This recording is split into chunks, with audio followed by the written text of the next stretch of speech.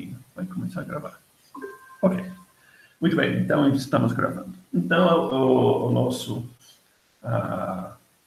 modelo da estrutura proteica, por enquanto, limita as propriedades conformacionais da cadeia polipeptídica, principalmente a cadeia principal. E ao longo da cadeia principal, a gente viu que temos 3 átomos, basicamente, que se repetem. Temos o nitrogênio, o carbono alfa e o carbono, que faz parte do grupo carbonilo.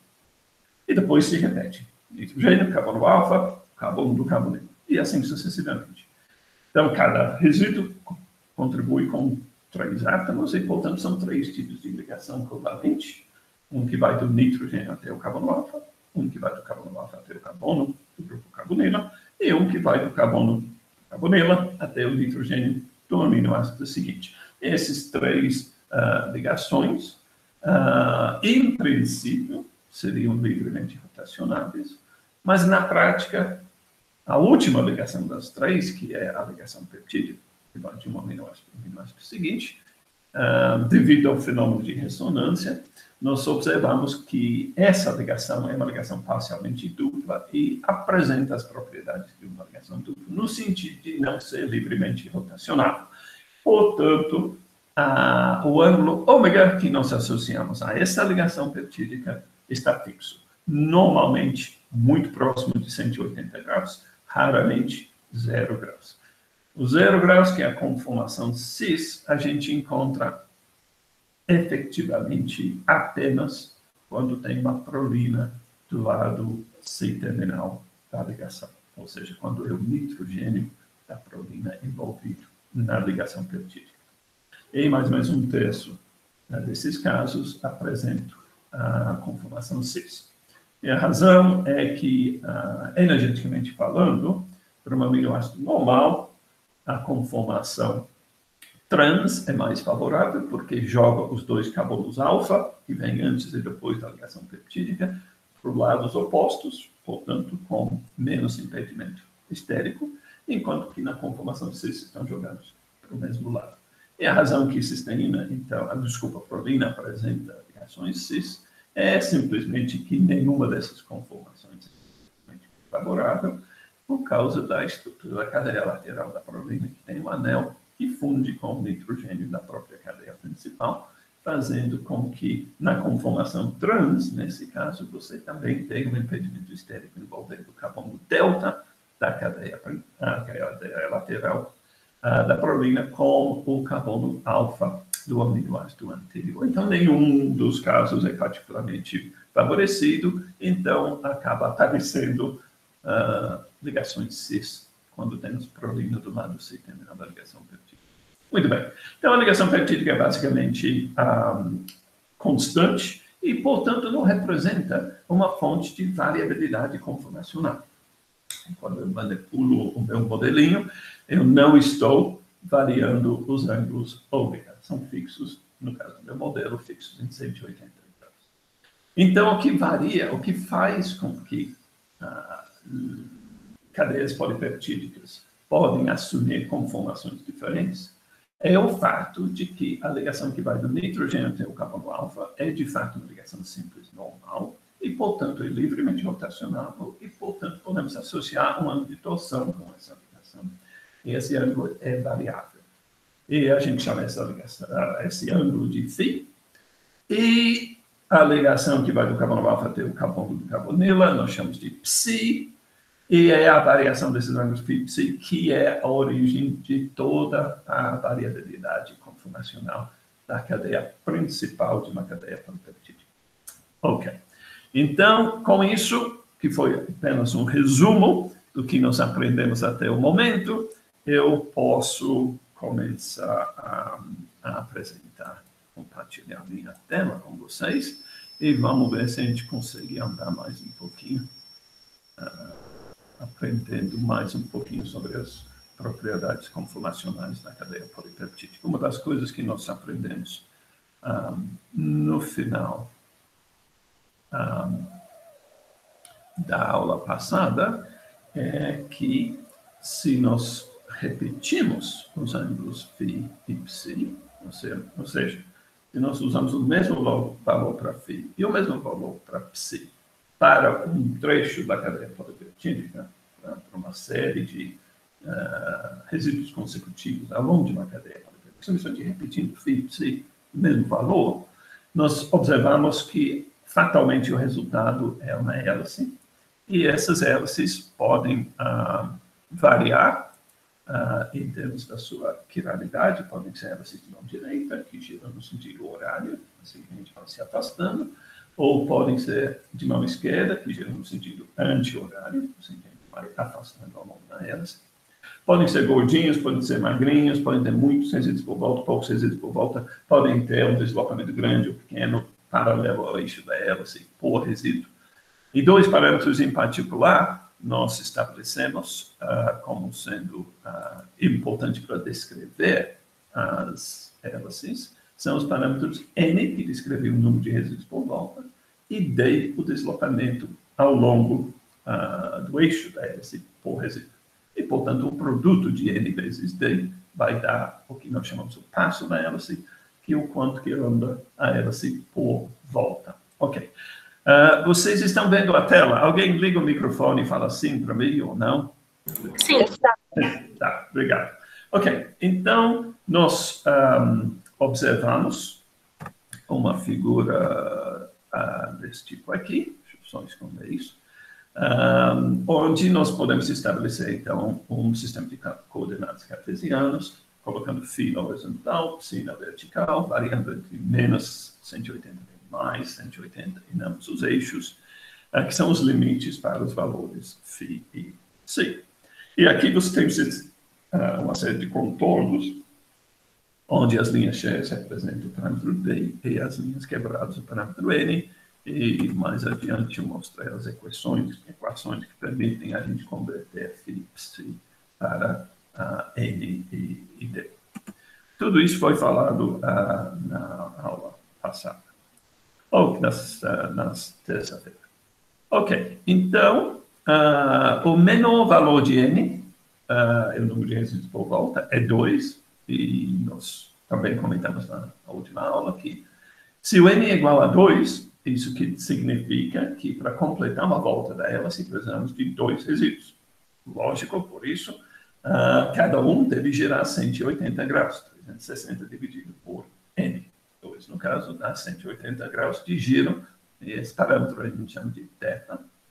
E uma vez que gira exatamente 180 graus cada resíduo, não dá para saber se girou no sentido horário ou anti-horário. Então, hélices que têm N igual a 2 são hélices que não têm nenhum sentido definido de giro. Não são nem de mão direita e nem mão esquerda. E a gente viu que isso se aproxima a um diagonal na nossa figura, passando do canto superior esquerdo para o canto aqui em cima, para o canto inferior direito.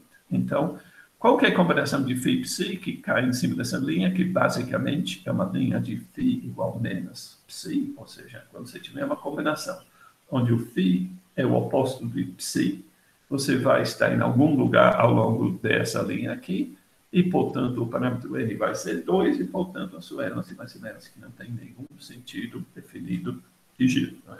Nem mão direita e nem mão esquerda. E N igual a 2 é o menor valor possível para o parâmetro N.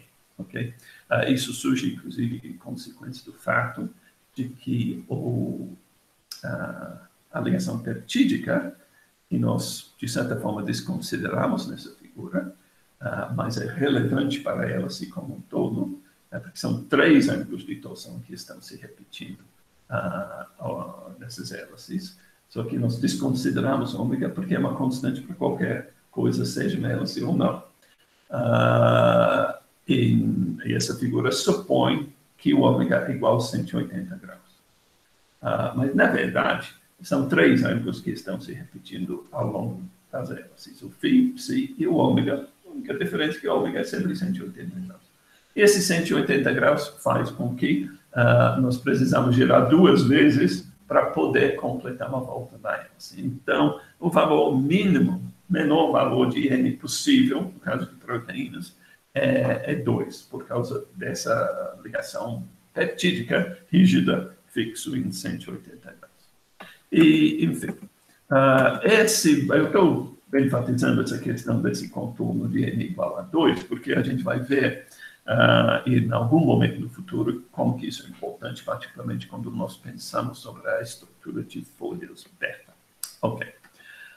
Então, n igual a 2, aqui tem uma continha que estabelece qual é a equação daquela linha. Não é exatamente φ igual a psi, você vê aqui embaixo tem esses tangentes aqui. Se fosse o valor de 1 aqui, você teria o tangente de um igual ao tangente do outro, ou seja, φ seria igual a menos psi, tem esse menos aqui.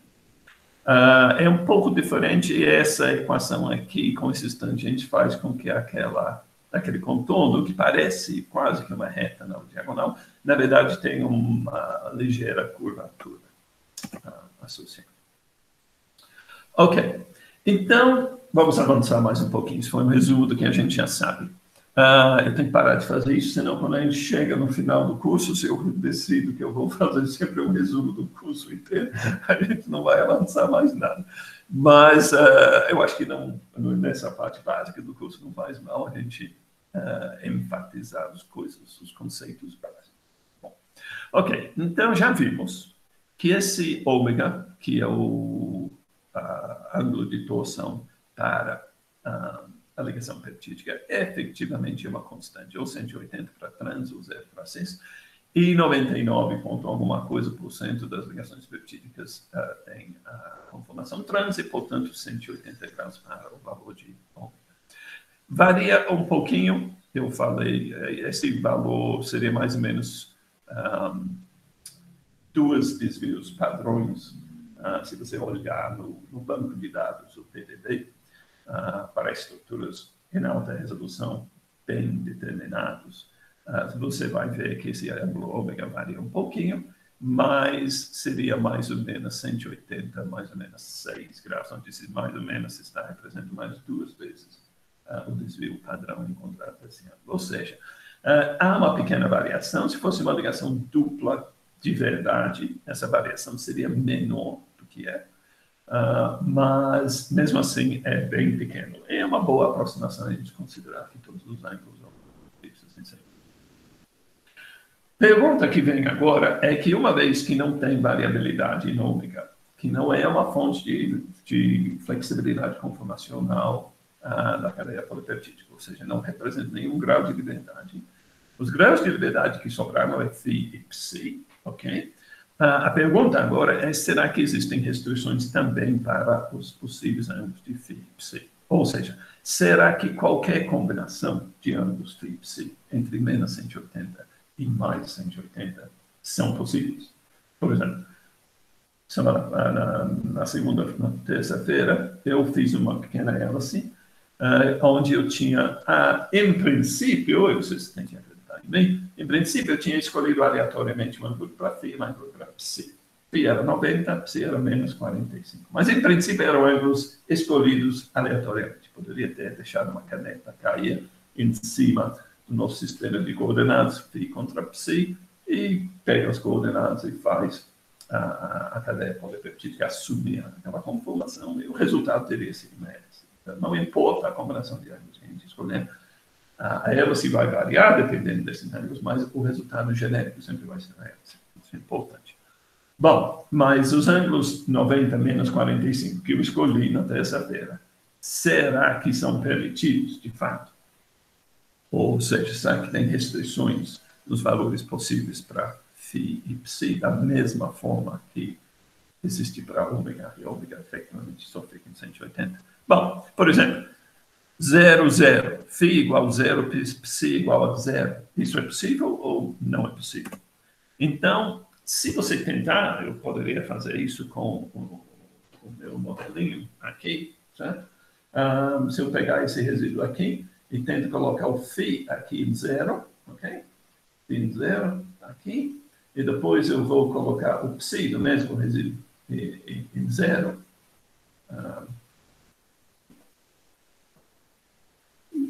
Em 0. Aí depois eu vou colocar isso em 0. Pronto. imediatamente você vê que nós temos... Opa, eu fiz alguma coisa errada aqui.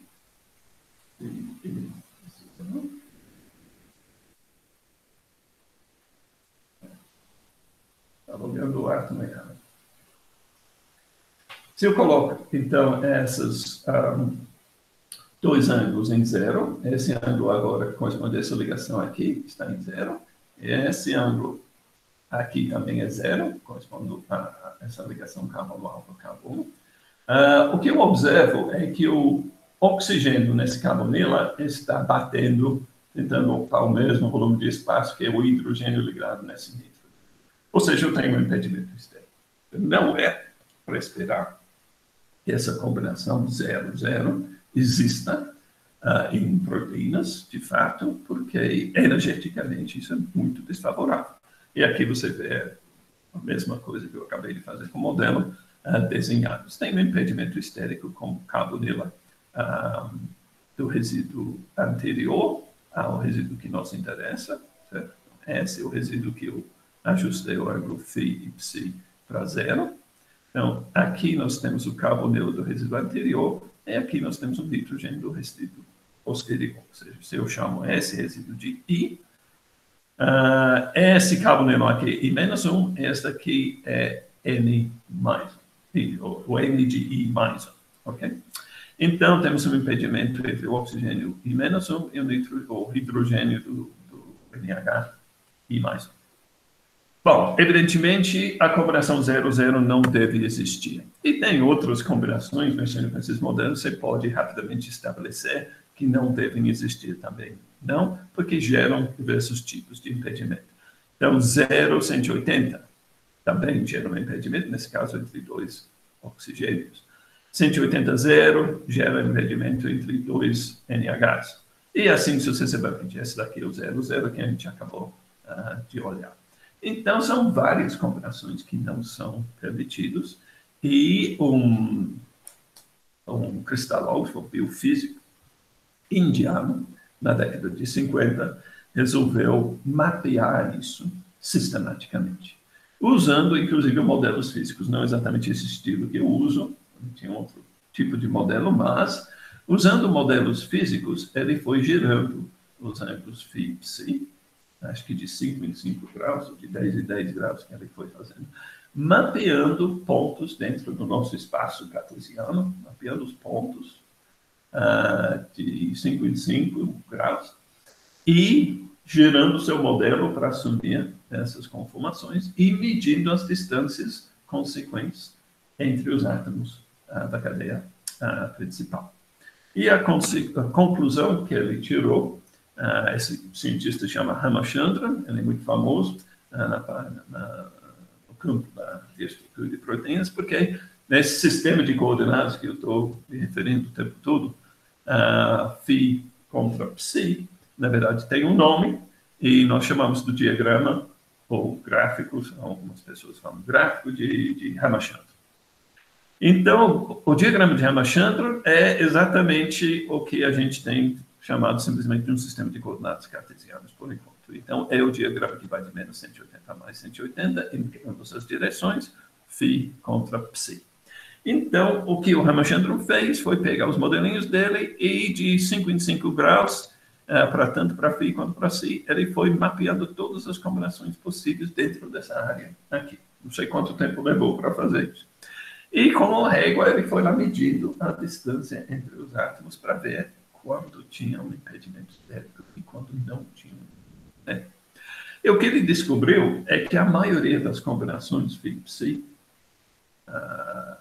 geravam impedimentos estéricos.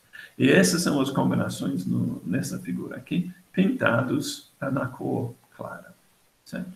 Então, toda essa região aqui, nessa cor cinza mais esse pedacinho aqui, tudo isso, que corresponde mais que 75%, mais ou menos 80% da área da figura, ou seja, 80% das combinações possíveis de φ e ψ, quase tudo, portanto, não é permitido porque gera impedimento estérico. O exemplo que a gente olhou, que era 0,0, está aqui bem no centro, você percebe que está bem dentro da região não permitida. não permitido, porque gera impedimentos estéreis. Então, o que sobrou em azul aqui são as regiões que são estereoquimicamente permitidas, ou seja, que não geram impedimentos estéreis. Ou seja, nossa visão agora de uma cadeia polipeptídica se simplificou muito, porque nós sabemos que a variabilidade conformacional, ou os graus de habilidade conformacional da cadeia polipeptídica, são muito limitados. Você não pode variar o comprimento das ligações, você não pode variar o ângulo de 3 átomos. São só 3 ângulos de torção. Um desses, que é o ômega, é fixo, em 180, sobram 2 ângulos, φ e ψ, e a maioria das combinações de φ e ψ também não são permitidas. Ou seja, para estudar conformação de cadeias polipeptídicas, o nosso mundo se reduziu muito, se simplificou muito, porque só precisamos preocupar com aquilo que acontece dentro dessas regiões azuis. Ok.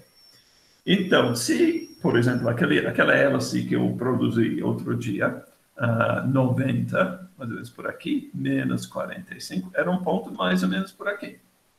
Esse ponto está claramente numa região estereoquimicamente não permitida, porque gera impedimento estéreo. Se eu olhasse com detalhes aquilo que eu tinha produzido semana passada, você ia ver que está cheio de impedimentos estéricos. Átomos que estão a separações menores que a soma dos seus raios de Van der Waals, ou seja, impedimento estérico, energia alta. Uma certeza que a gente já pode concluir é que não deveríamos esperar encontrar em proteínas de verdade hélices daquele tipo que eu construí na aula passada, simplesmente porque envolvem ângulos no que a gente chama de ângulos fixos e não permitidos dentro dessa região cinza aqui. Ok. Então, se existe, a gente coloca então essas duas informações juntas, e repetindo o ângulo φ e ψ sistematicamente para um trecho da cadeia polipeptídica, se isso gera uma hélice. E, junto com uma observação de Ramachandra, que somente as regiões azuis deveriam existir na estrutura proteica, porque não levam a impedimentos estéticos. Juntando essas duas informações, podemos concluir se é que existem hélices em proteínas. Eu sei que a maioria de vocês já sabem que existem, mas essas hélices, obviamente, devem corresponder a pontos ou combinações de φ e ψ no diagrama de Ramachandra que caem dentro das regiões azuis. Aquela que eu produzi outro dia, que fica por aqui, não vamos encontrar. Mas, se existem hélices, eles devem corresponder a pontos dentro dessas regiões azuis do diagrama de Ramachandra. Okay. Isso só para mostrar o que uma proteína experimentalmente determinada, se é bem determinado, bem refinado, deveria apresentar em termos da distribuição dos ângulos φ e ψ ao longo da cadeia polipeptídica. Então, essa daqui é uma piruvato quinase de coelho, não importa. O que você vê aqui é que cada pontinho preto corresponde a um resíduo na cadeia polipeptídica. Certo?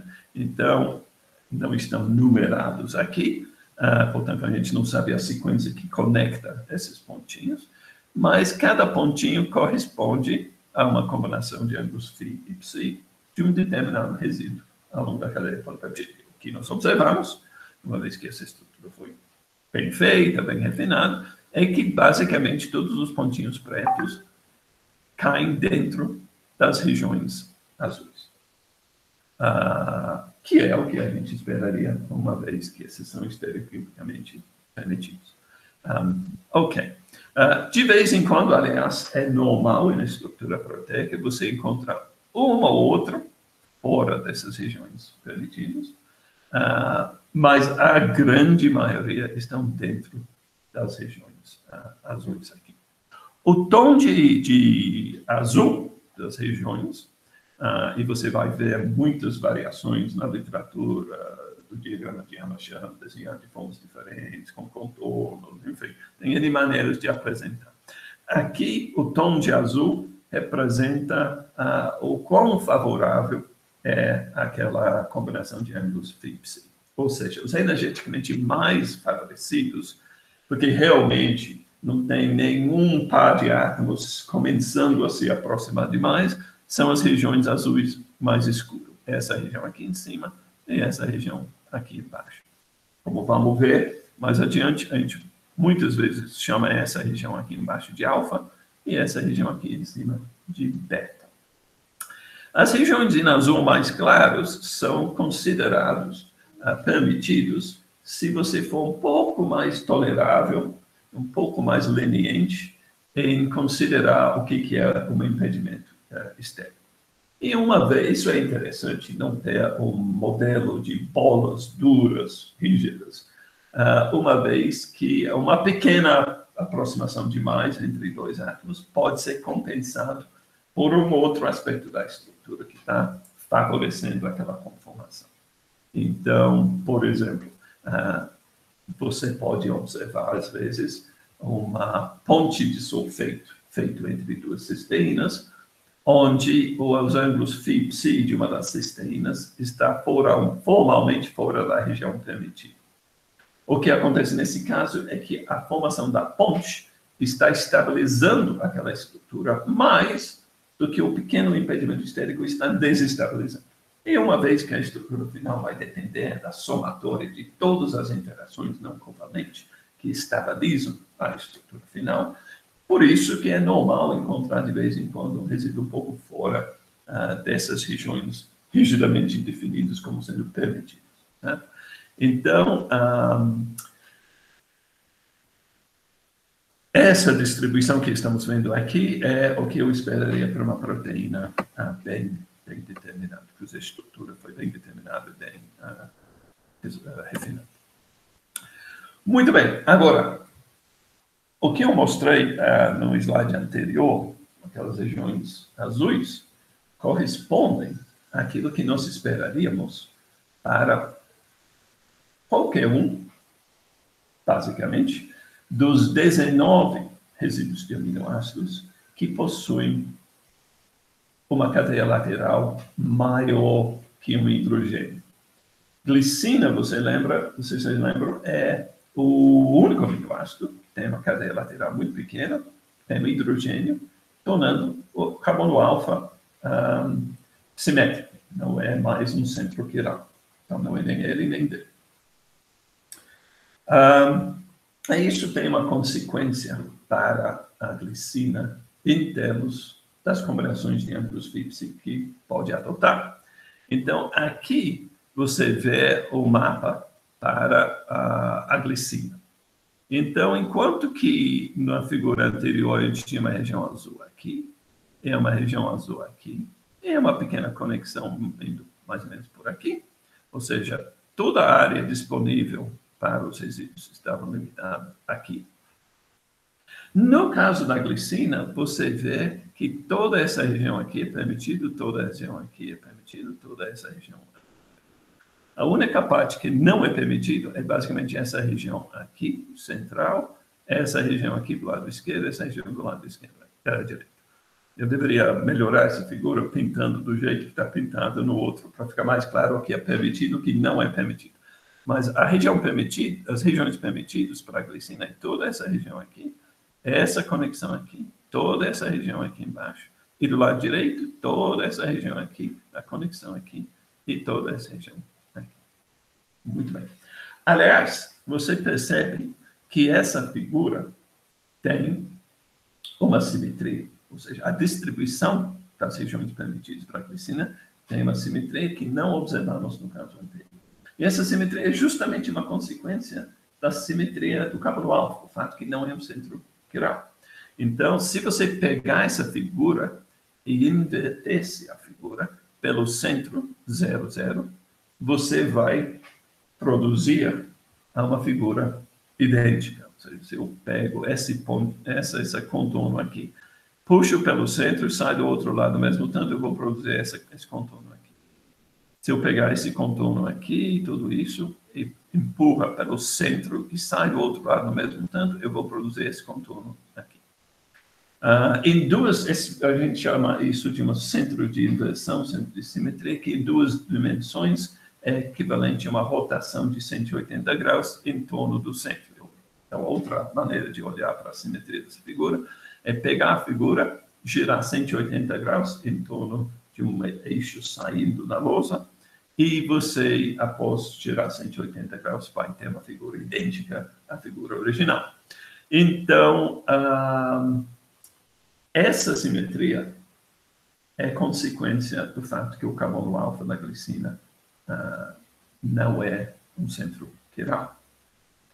Eu poderia voltar aqui e colocar isso de uma outra forma. Por exemplo, essa é a figura que nós observamos como sendo regiões permitidas em azul e não permitidas em cinza.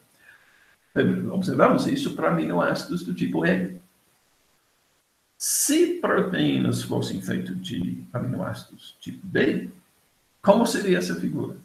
Bom, é uma questão de inverter essa figura pelo centro. Ou seja, pega toda essa região azul escura aqui, eu empurro pelo centro da figura e sai do outro lado ao mesmo tempo, eu vou ter uma região azul aqui embaixo. E essa região azul escuro aqui vai aparecer aqui do lado direito. Então, para transformar a figura do diagrama de Ramachandran de aminoácidos L para aminoácidos B, a gente tem que simplesmente fazer uma inversão da figura. Que, como eu acabei de dizer, é equivalente a fazer uma rotação da figura em 180 graus, porque é uma figura em duas dimensões. Ok, então, isso é o que nós esperaríamos para a glicina. Então, imediatamente ficou evidente o valor de ter glicinas em cadeias polipeptídicas, porque conformacionalmente são capazes de assumir combinações de ângulos φ que outros aminoácidos não podem assumir, em geral. Então, se por alguma razão eu precisar de um resíduo em alguma posição da minha estrutura que assumisse ângulos φ aqui nessa região inferior do lado direito, glicina é o aminoácido preferencial para assumir aquela conformação, porque não gera impedimento estérico enquanto todos os outros geram. Ok, então é uma simplificação de representar o diagrama de Ramachandran, simplesmente juntando todos os 19 aminoácidos que têm cadeias laterais maiores de um lado e glicina do outro. É mais complexo do que isso, particularmente em relação a aminoácidos tipo alanina, que é pequena, mas não tão pequena quanto a glicina. Então, você vê, por exemplo, nessa outra representação do diagrama de Ramachandran, só glicinas aqui, glicinas aqui, glicinas aqui. Todo mundo aqui, ou aqui, todo mundo aqui nessa região mais escura. Mas se a gente olhar com um olhar um pouco mais sutil, a gente observa que esse cantinho aqui daquela região azul pode acomodar uma alanina, mas só hemaglicina, mas só esses dois aminoácidos. Então, depende sim um pouquinho da natureza da cadeia lateral. As regiões φ são permitidas, porque dependendo da natureza da cadeia lateral, particularmente se tem uma bifurcação do carbono beta, não sei como vocês estão indo decorar as cadeias laterais, mas só tem 3 aminoácidos que têm uma bifurcação do carbono beta, são valina, isoleucina e treonina. E esses, então, podem ser mais restritos em relação aos φ que podem assumir, simplesmente por causa dessa bifurcação do carbono beta. Então, por exemplo, aqui, essa região aqui é basicamente proibida para isoleucina valina por causa dessa bifurcação. E agora, se a gente jogar os nossos modelinhos antigos para fora, jogar fora, e ao invés de ficar gerando ângulos φ com modelos físicos, se a gente olhar para o PDB, se a gente olhar para o banco de dados, onde agora a gente tem por volta de 180 mil aqui os estruturas depositadas. A gente tira toda a redundância. Se olharmos só para estruturas de alta resolução que foram bem refinadas, são confiáveis, portanto. Nós podemos agora, empiricamente, olhar para ver como que é, de fato, a distribuição de Angus Fipsi para os diversos aminoácidos. E aí a gente observa, bom, de cara, que temos aqui, no canto superior à direita da minha tela aqui, nós temos uma distribuição que, a grosso modo, não é tão diferente daquilo que o Ramachandran gerou lá na década de 50. Ou seja, temos uma região aqui em cima, que corresponde àquela região azul escuro que a gente tinha originalmente, a região que a gente chama de beta. Temos essa região embaixo, que tem um formato um pouco diferente do que o Ramachandran descreveu. O Ramachandran tinha uma região que estendia mais para a esquerda, enquanto que o que nós observamos aqui é que se sobe na diagonal um pouquinho. E tem essa pequena região aqui, que a gente vai voltar a falar o que é isso já já. Mas, a grosso modo, é meio que parecido com aquilo que o Ramachandran previa. Isso derivado agora de estruturas de alta resolução. E as cores aqui indicam a frequência com que você observa resíduos naquela região. Então, o vermelho mais escuro aqui significa que realmente os resíduos que a gente encontra com essa combinação de Angus Fipsi é muito maior do que aqui na periferia, onde o azul mais claro. Você encontra resíduos ali também, mas não tanto quanto na região vermelha. E, bom, vamos ver o porquê disso. E aqui, enquanto que esse mapa aqui em cima, geral, aqui são mapas individuais. Então, você vê, por exemplo, que é uma aminoácido chamado alanina, aqui na região beta se separa basicamente em dois picos, não tem nada aqui no meio. E você observa raramente qualquer coisa nessa região aqui. Se você olhar asparagina, por exemplo, que é esse aminoácido aqui, aminoácido asparagina, aparece com uma certa frequência nessa região, lado direito da figura. Enquanto que a arginina, quase nada, a alanina, quase nada. Ácido aspartico também aparece aqui. Se a gente olhar para a glicina, onde que está? A glicina está aqui. Então, você vê que a distribuição da glicina apresenta basicamente aquela simetria que nós observamos. O que é interessante, no caso da glicina, é que a intensidade aqui, na região que é menos favorecida, é maior do que aqui. É um sinal de que, quando você precisa de um resíduo que tem um ângulo φ positivo, melhor opção que você tem é a glicina. A glicina são especificamente usados para essa finalidade na estrutura proteica. Embora aqui energeticamente é igual para uma glicina, a gente observa mais glicinas aqui simplesmente porque são os únicos aminoácidos que acomodam com facilidade para essa combinação de ângulos φ. Deixa eu ver se temos prolina. Aqui temos a prolina, que é muito diferente. Basicamente, a prolina se limita a esse ponto aqui e esse ponto aqui. Por quê? Porque a consequência para a prolina daquela fusão que fez a cadeia lateral com a cadeia principal, formando aquela ligação covalente entre o carbono delta da cadeia lateral e o nitrogênio da cadeia principal, fixando uma anela, isso faz com que o ângulo φ da prolina não é mais livremente rotacional. Então, o ângulo φ, devido a essa fusão da cadeia lateral com a cadeia principal, o ângulo φ da prolina é fixo basicamente em menos 65 graus. Okay?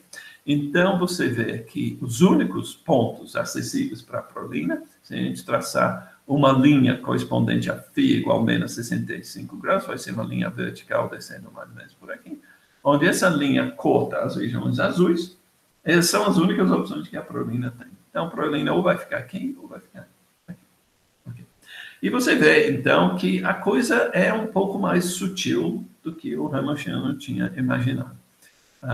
Você tem variações de um aminoácido para outro. Veja esse daqui da treonina. Treonina tem a bifurcação do carbono beta, não tem nada aqui, nessa pequena região aqui, onde outros têm, por exemplo, asparagina tem um monte aqui, mas treonina não tem nada. E tem uma distribuição aqui que é bastante curioso, bastante complexo, diferente observado a treonina comparado com a serina. Muitas vezes a gente considera que esses dois aminoácidos são muito parecidos, porque ambos têm uma hidroxila na cadeia lateral. E quando você alinha sequências de aminoácidos, por exemplo, é muito comum você ver serinas alinhadas com hidroxilas, com treoninas, porque a hidroxila, em ambos os casos, é capaz de fazer o mesmo tipo de interação, normalmente de ligações de hidrogênio. Porém, essa figura aqui mostra que, pelo menos em termos da distribuição de ângulos φ e ψ, a serina e treonina são bastante diferentes. E, particularmente, isso devido ao fato que a treonina, diferente da serina, tem uma bifurcação no carbono beta. Ok, bom, enfim, isso é só para chamar a atenção de que não deveríamos, quando a gente pensa no diagrama de Ramachandran, não deveríamos pensar em todos os aminoácidos iguais. Certamente, glicina é diferente, certamente prolina é diferente, mas mesmo os outros, você vê que tem diferenças na distribuição encontrada empiricamente. Ok. Bom, nós sabemos que na estrutura proteica há uma certa tendência para mudanças em φ serem acompanhadas por mudanças iguais em menos ψ. Isso é o que leva, a gente volta à figura anterior, isso leva até essas regiões que têm essa tendência de ser esticados justamente ao longo do diagonal, acompanhando φ igual a menos ψ. Então, as regiões muitas vezes apresentam uma inclinação. Essa inclinação é devido ao fato de que, às vezes, uma mudança em φ, num sentido, é compensada por uma mudança em ψ, no sentido contrário, deixando a estrutura muito próxima da estrutura original. Ok. Muito bem, então já falamos sobre glicinas e prolinas, são diferentes. Aqui eu tenho N valores, N figuras que mostram basicamente a mesma coisa em formatos diferentes. E o importante é lembrar, então, que no caso da prolina, o ângulo φ é fixo em menos 65 graus. Se a gente olha mais a fundo essas questões, a gente vai observar mais coisas ainda. Então, por exemplo, o que acontece quando a gente tem uma prolina na cadeia polipeptídica, como eu já disse, fixa o ângulo φ para a prolina em menos 65 graus, mas tem consequências também para o resíduo anterior à prolina. Então, se a gente olhar para os aminoácidos anteriores a prolinas, a gente observa que aparece uma pequena região aqui, que normalmente não é muito comum. E isso é uma consequência, mais uma vez, do anel da cadeia lateral da prolina. Ou seja, você pode passar a sua vida inteira analisando a estrutura proteica e observando essas pequenas sutilezas, essas pequenas diferenças. Eu vou deixar esses slides, eu não vou entrar em grande detalhe sobre esses slides no momento, porque vocês têm essa informação toda, vocês têm um PowerPoint, vocês podem voltar a ver isso se tiver interesse. O que eu queria focar mais agora é entender exatamente quais são os tipos de impedimento estérico que aparecem nas regiões cinzas da nossa figura, que justificam, portanto, porque aqui raramente se encontra um aminoácido por aqui. Ao longo dos eixos, aqui esse eixo vertical, passando por 0, 0 aqui no meio, e o outro na horizontal. Aqui está desenhado, então, em vermelho, o tipo de impedimento estérico que aparece em determinadas regiões do diagrama de Ramachandran. Por exemplo, o primeiro que a gente olhou era 0, 0. quando a gente colocou φ e ψ em zero, a gente observou que tinha um impedimento entre o hidrogênio do grupo amino do resíduo I mais 1, ou seja, o resíduo depois do resíduo cujos φ e ψ são 0, 0. Então, o resíduo depois, seu hidrogênio bate com o oxigênio do resíduo antes. Isso a gente já tinha visto com o nosso modelo. Aqui, isso não é permitido porque essa combinação de φ e ψ, mais ou menos por aqui, corresponde aproximadamente a φ igual a 0, ψ igual a 60, o impedimento é outro, é entre o oxigênio do resíduo anterior e o nitrogênio do resíduo depois. Na verdade, isso é uma continuação da mesma coisa, só escrito de uma forma diferente. Quando a gente altera o ângulo ψ mais ainda, aí sim começa a aparecer impedimentos diferentes entre o oxigênio de I-1 e o carbono do próprio I. E mais um pouco são os dois oxigênios que estão se chocando. Professor. Então, uma vez que esses em vermelho são todos impedimentos que envolvem átomos da cadeia principal e não da cadeia lateral, todos esses em vermelho também valem para a glicina. A glicina também tem uma cadeia principal. Então, é por isso que a figura que mostra o que é possível para uma glicina também não permite ângulos φ e ψ ao longo desses eixos, principalmente ao longo desse eixo vertical. Nem glicina pode assumir esses ângulos que correspondem aqui, simplesmente porque os impedimentos que aparecem nesses horas são impedimentos que envolvem os átomos da cadeia principal, e a glicina, como todos os outros, tem a cadeia principal, então não pode.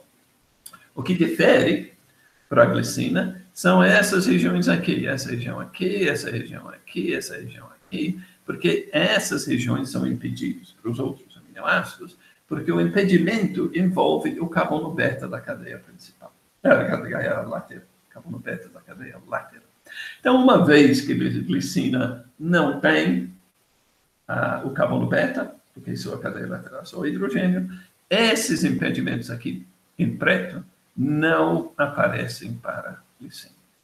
Certo? Então, por isso, essas regiões aqui são acessíveis para glicinas, mas não são acessíveis para os demais aminoácidos. Então, aqui, por exemplo, o impedimento que aparece entre o carbono beta do próprio resíduo, cujos ângulos φ e ψ correspondem a essa região do diagrama, e o oxigênio do resíduo anterior. Aqui embaixo são impedimentos entre o oxigênio anterior e o carbono beta, e também o próprio carbono beta e o nitrogênio posterior, do resíduo posterior. Então, uma vez que envolvem carbonos beta, qualquer resíduo que tem carbono beta está impedido de ocupar essas regiões do diagrama. Muito bem. Então, como eu já disse, a coisa pode ser um pouco mais sutil ainda, porque se tiver esse carbono beta bifurcado, vai ter dois carbonos gama. Isso pode limitar mais ainda as regiões permitidas. Muito bem. Então, a gente já viu que... Peraí. Deixa eu só fechar aqui um minutinho. Ok. Tá tudo bem aí? Tá todo mundo me acompanhando? Sem problemas? Tá tranquilo? Todo mundo dormiu? Todo mundo desligou a câmera e foi dormir? Ou tem alguém aí me ouvindo? Vocês estão me acompanhando? Estamos me ouvindo, professor. Estou aqui. O Yuri está obrigado. Ok, estamos vivos e me acompanhando. Então, tá bom. Então, vamos voltar. Ainda estou apresentando. O que eu fiz? Eu não deixei de apresentar, eu só desliguei. Então, tá bom. Muito bem. Então, para quem ainda não captou qual é a diferença entre melasse de mão direita e melasse de mão esquerda, vou repetir, aqui está desenhado para vocês, se vocês acharem que é mais fácil visualizar dessa forma, mas eu penso sempre da seguinte maneira. Se eu estou olhando ao longo do eixo de uma hélice, não importa se eu estou olhando do resíduo N-terminal até o resíduo C-terminal, mais distante, ou ao contrário, não importa. Se para andar ao longo da cadeia me afastando ao longo da cadeia. Se ao afastar eu tenho que andar no sentido horário e mão direita, se eu tenho que andar no sentido anti-horário e mão esquerda. Essa é a definição da quiralidade. É arbitrário, mas uma vez definido, a quiralidade do objeto não depende da forma que você olhar para o objeto. Então, olhando a hélice do N para o CT, não sei para NP, não faz diferença em termos de quiralidade. Bom, a gente já falou que o valor mínimo para N é 2 e o máximo, acontece que o máximo é 5. Ok, então, repetindo os ângulos φ e psi, ou seja, representando a estrutura por um único ponto no diagrama de Ramachandra, onde esse ponto me dá uma combinação de φ e psi, e se eu boto φ e psi para todo mundo nessa conformação, representado por esse ponto no diagrama de Ramachandra, o resultado não é esse. Pode ser mão direita, pode ser mão esquerda, pode ser, enfim, gorda, fina, pode ter muitos ou poucos resíduos por volta, etc.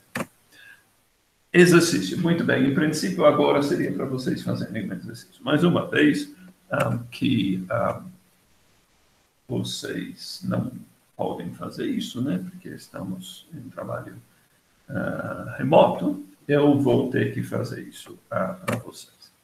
Então, vamos agora construir, eu vou construir para vocês uma estrutura que sim é relevante para a estrutura proteica, e provavelmente todo mundo já ouviu falar. Se chama a hélice alfa, e a hélice alfa, como qualquer hélice, pode ser representado por um ponto no diagrama de Ramachandra. Se nós, como eu já falei, se nós imaginarmos que vamos encontrar essas hélices na estrutura proteica, não basta ser um ponto no diagrama de Ramachandra, mas esse ponto vai ter que cair dentro de uma região que é quimicamente permitida. Então, vai ter que estar dentro das regiões azuis.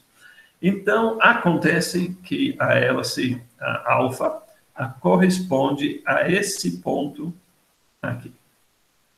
E as coordenadas para esse ponto, em média, são por volta de menos 63 em φ, menos 42 em psi. Esses valores vêm são valores médios tirados do PDP. Eu vou ter uma certa dificuldade em construir um modelo que tem esses ângulos tão refinados, menos 63, menos 42, mas o que eu posso fazer é tentar aproximar isso por menos 60 e menos 45, que são ângulos relativamente fáceis para fazer. E eu vou fazer isso, então, com o meu modelo e vamos ver o resultado. Ok? Em princípio, é vocês que deviam estar fazendo isso, mas paciência. Então, lembrando que esse pedaço aqui vem do resíduo anterior da cadeia, então a minha cadeia está andando da direita para a esquerda, para vocês. NC alfa CO, NC alfa CO, NC alfa CO. Então, eu vou simplesmente fazer o que eu tinha feito semana passada, com aqueles outros ângulos, para produzir uma hélice que não existe em estrutura proteica, mas agora eu vou fazer um que realmente existe. Então, olhando ao longo da primeira ligação NC alfa, coloquei 0, e agora eu tenho que gerar menos 60. Menos significa que eu estou girando a parte distante de mim, no sentido anti-horário. Okay? Menos é anti-horário. E eu giro a parte distante de mim, fixo a parte que está próxima de mim, e giro a parte distante no sentido anti-horário. Novamente, não importa se eu olho ao longo da ligação que me interessa do nitrogênio para o carbono alfa, ou do carbono alfa para o nitrogênio, o resultado é sempre o mesmo. Sempre vou ver que a parte distante foi gerada no sentido anti-horário. Ok? Então, isso é 60, depois... aí eu tenho que fazer isso mesmo. Sim? Ok. Então, isso vai me levar um tempinho aí, vocês podem, enfim, tomar um cafezinho, se for caso. Ok? Queremos ver o que vai resultar desse processo.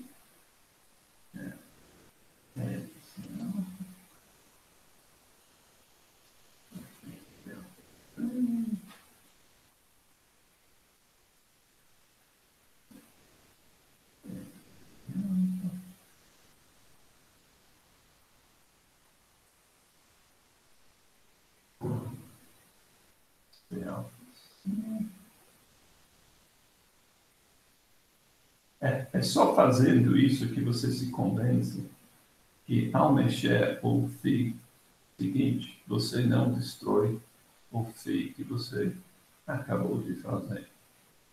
É só uma questão de sempre estar olhando os átomos, certo? Mas é só fazendo mesmo para você se convencer disso, porque inicialmente parece que você vai destruir o que você já fez.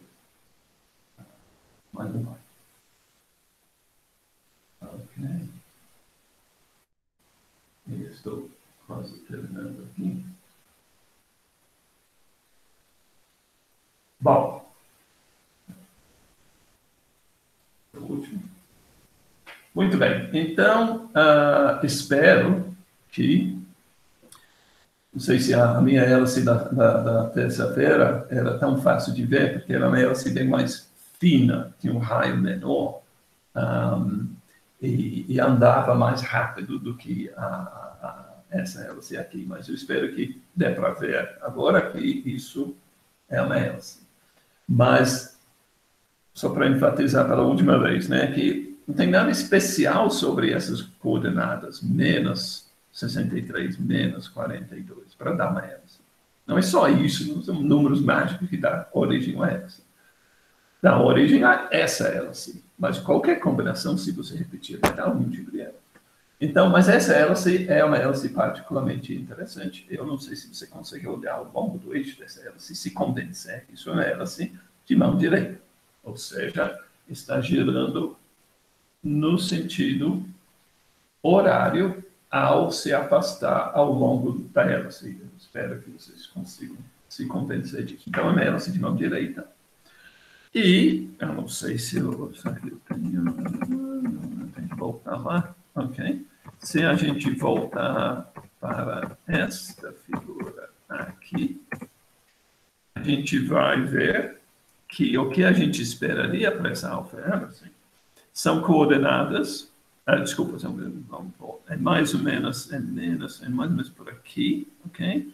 Mais ou menos, o ponto é mais ou menos por aqui. Então, estamos entre o contorno de n igual mais 3 e mais 4, ok? Esse n é o número de resíduos por volta na hélice. E o parâmetro D é entre 1 e 2. Esse ponto aqui, onde está a minha setinha, está caindo entre as linhas quebradas 3 e 4, mais ou menos no meio entre eles, e entre as linhas cheias 1 e 2. Ou seja, eu deveria esperar, bom, eu sei os valores mais precisos, eu espero um parâmetro n igual a 3.6 resíduos por volta da hélice, e o D é 1.5 angstroms, ok? Que é o deslocamento por resíduo paralelo ao eixo da hélice. O passo, portanto, vai ser 3.6 vezes 1.5, que é 5.4. Então, 5.4 é o quanto a distância que uma alfa-hélice anda paralelo ao seu eixo por volta. Ok. Eu vou voltar agora para onde eu estava. Então, essa é a nossa alfa-hélice. E eu vou voltar a ele já. Mas tem outros pontos aqui indicados nessa figura que correspondem a outros tipos de hélice, todos dentro das regiões azuis, destacados porque são pertinentes, relevantes para a estrutura proteica. Então, por exemplo, próximo da nossa alfa-hélice, como eu já disse, que é de mão direita, nós temos um pontinho que tem um valor de Fibse um pouco menos negativo, que gera uma outra hélice chamada hélice 310. E um pouco mais para baixo, mais próximo da hélice alfa, nós temos uma hélice chamada hélice Pi. Eu vou mostrar essas coisas já. E aqui em cima, nós temos dois pontos, esses dois pontos aqui. Cada um corresponde a um tipo de fita de folha aberta, ok?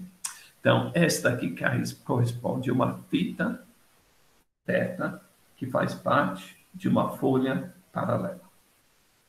E essa daqui corresponde a uma fita que faz parte de uma folha antiparalela. Bom, se vocês não sabem o que são folhas beta, ainda não se preocupe. Mas a mensagem importante aqui é que esses pontos, uma vez que são pontos, correspondem a uma repetição de ângulos φ e ψ. E nós sabemos que quando você repete φ e ψ, você gera uma hélice. Ou seja, fitas que compõem folhas beta, cada fita individual, antes de se juntar para formar a folha, cada fita individual é uma hélice. É uma hélice particular, que a gente vai voltar a falar sobre isso quando a gente fala mais especificamente sobre folhas beta. Mas tem outros pontos aqui interessantes. Esse ponto aqui corresponde a uma hélice de poliprolina, por exemplo. Isso é observado em colágeno. Obviamente, como seu nome diz, essa hélice pode ser formada por uma sequência que só possui prolinas. Prolinas têm um ângulo φ fixo de menos 65 graus. Então, esse ponto aqui, obviamente, tem que corresponder à coordenada menos 65 para φ, que de fato corresponde. E nós vamos ver isso mais adiante. Aqui tem uma estrutura um pouco fora, chamada uma fita 2.27. Eu vou falar pouco sobre isso, mas um pouquinho sim. E essa região inteirinha aqui, bastante variável, que deixa de ser um ponto específico, é onde a gente normalmente encontra resíduos que fazem parte de fitas de folha beta. Mas eu estou me adiantando muito agora, eu vou voltar a tudo isso com mais detalhe mais adiante, não se preocupe. Agora, uma coisa que eu sim queria chamar a atenção de vocês nesse momento é esse ponto aqui. Então, esse ponto aqui nada mais é do que, se eu pegar o ponto aqui que corresponde a uma hélice de mão direita, e se eu empurrasse pelo centro da figura, 0, 0, e sair no mesmo tanto do outro lado, eu vou chegar nesse ponto aqui. Então, se o ponto que corresponde a alfa hélice é menos 63 para φ, menos 42 para ψ, esse ponto, do outro lado, tem os sinais dos ângulos invertidos. Ou seja, ao invés de ser menos 63, menos 42, esse ponto aqui é mais 63, mais 42. Se eu colocar os ângulos em mais 63, mais 42, o resultado vai ser uma hélice cujas propriedades vão ser efetivamente idênticas à hélice alfa, só que com a quiralidade trocada. Ou seja, vai ser de mão esquerda. Mas vai continuar tendo 3,6 resíduos por volta, vai continuar tendo D igual a 1,5 anos, o passo vai ser igual, só que o sentido de giro da hélice vai ser o contrário.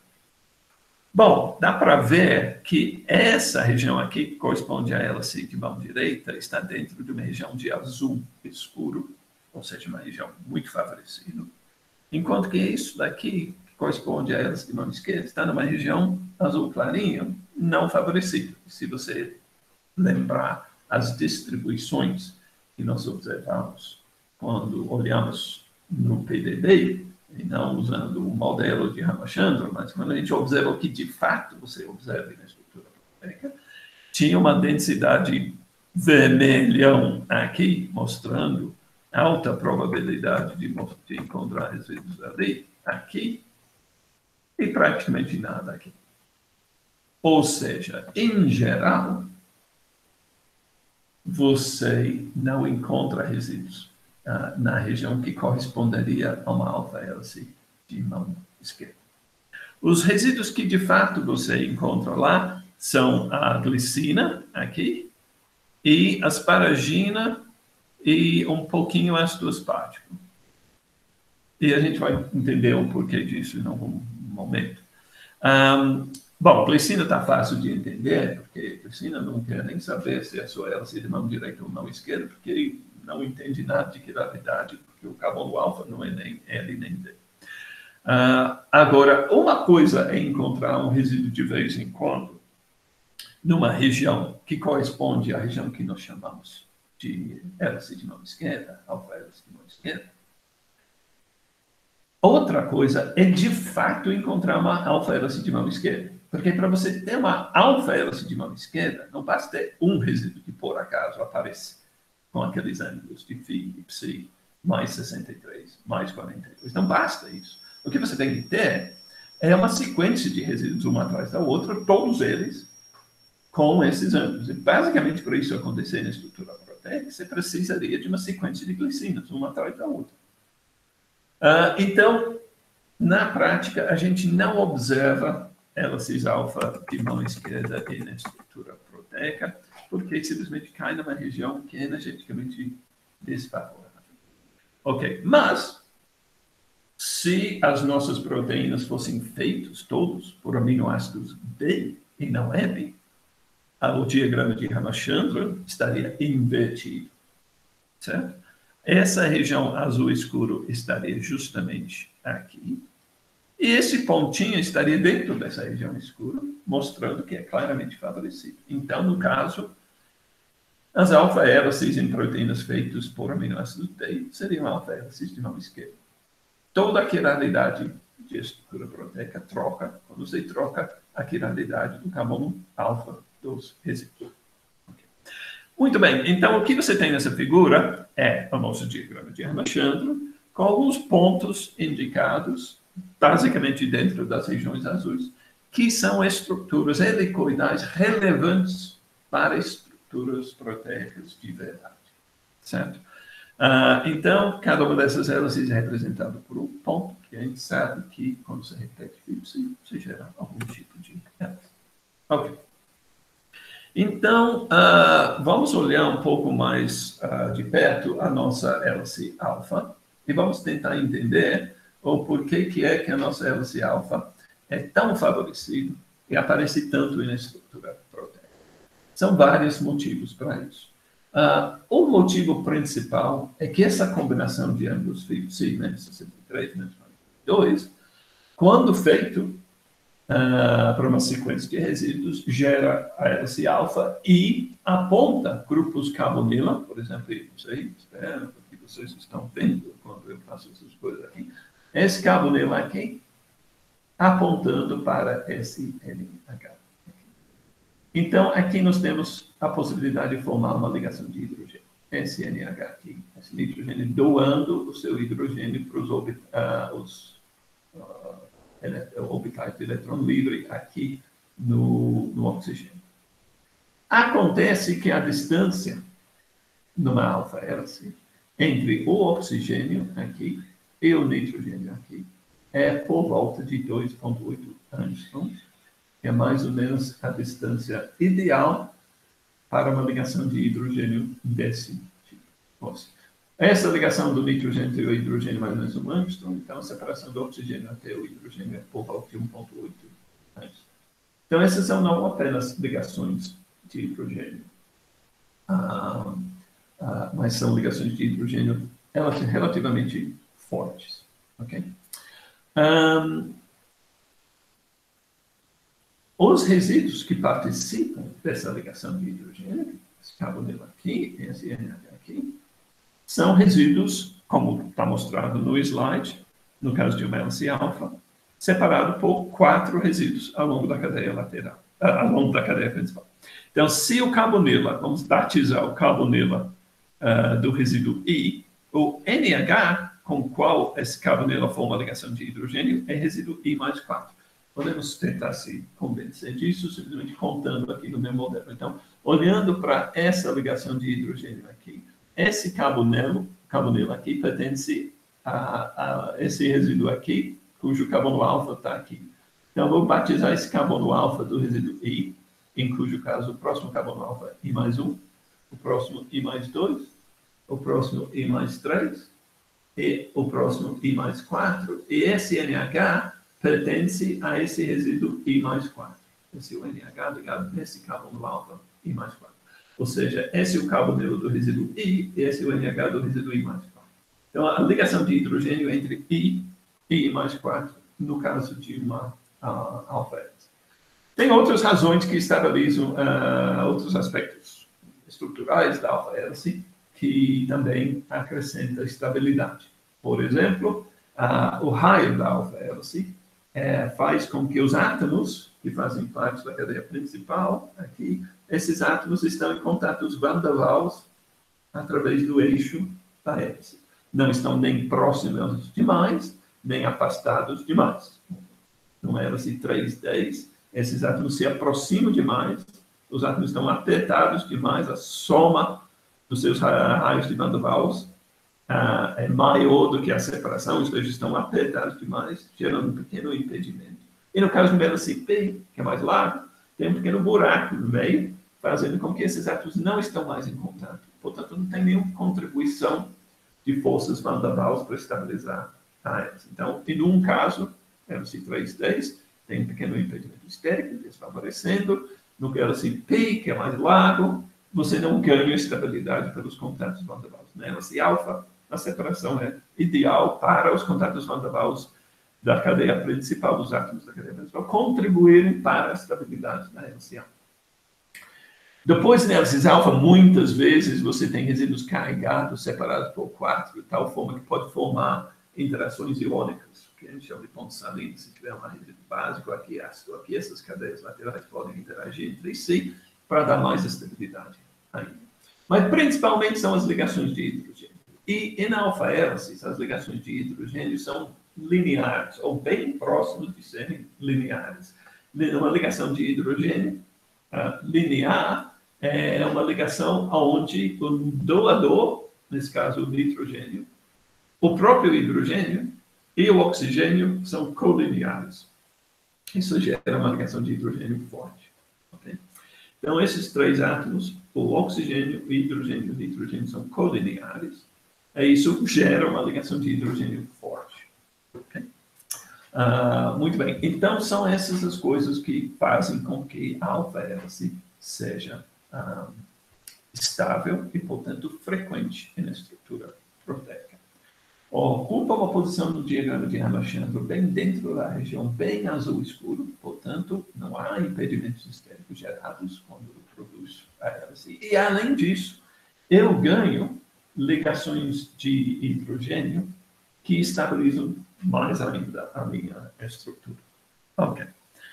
Bom, vamos rapidamente ver o que acontece, então, no caso de uma hélice 3,10 e uma hélice P. Se eu voltar aqui, ok. Para eu produzir uma hélice 3,10, eu tenho que reduzir um pouquinho o ângulo φ e um pouquinho o ângulo psi. Eu tenho esses valores aqui nessa tabela. Então, para a minha hélice 3,10, eu preciso reduzir um pouquinho o ângulo φ e reduzir o ângulo psi para menos 25. Então, vou fazer isso rapidamente aqui e vamos ver as consequências. Então, eu vou reduzir o ângulo φ um pouquinho e o ângulo psi mais um pouquinho. O ângulo φ, você vê como que é relativamente sutil isso e, portanto, relativamente difícil fazer isso com modelos físicos.